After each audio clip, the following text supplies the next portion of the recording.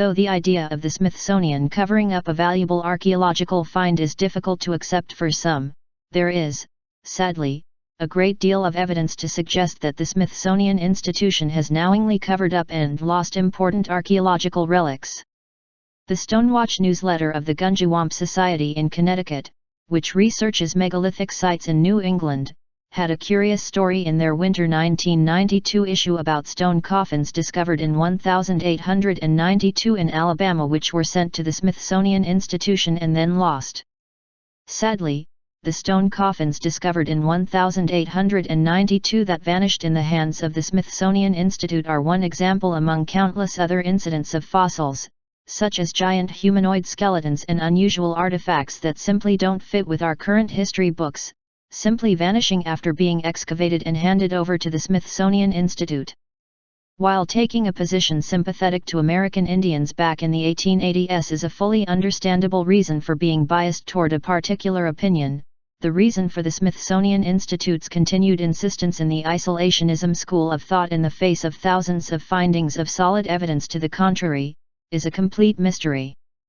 But despite the great disservice to the global community the Smithsonian Institute has allegedly perpetrated by insisting history follow their particular dogma, all hope is not lost.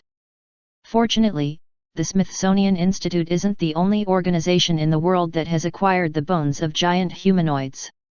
There is a museum in the world, only one apparently, that has actual giant mummies on display, and this museum, the Gold Museum in Lima, Peru, is not affiliated with the Smithsonian Institute.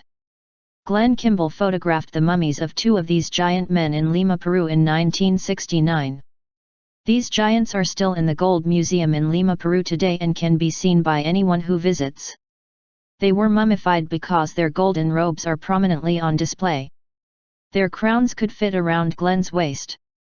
Their golden gloves have fingers 10 inches long. Their mummies can be measured with a tape and they were both around 9.5 feet tall. There were other personal items fit for a giant king, that wouldn't have been useful to a man of normal size. The actual bodies are there encased in glass for all to see. The news media has never photographed anyone 9.5 feet tall. These were not mutations. A mutation is something that happens once in a blue moon. There were two giants in Peru side by side from successive generations. What makes the story even stranger is that the average height of the Peruvians, both now and historically, is well under 6 feet high.